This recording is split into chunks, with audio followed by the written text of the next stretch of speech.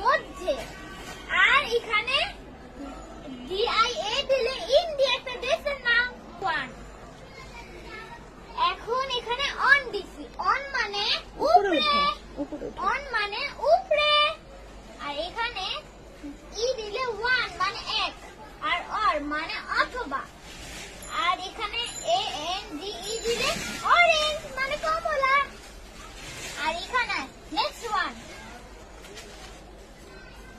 এখানে ডি মানে এই। আর এখানে আর ই দিলে দেয়ার মানে সেখানে। আর সো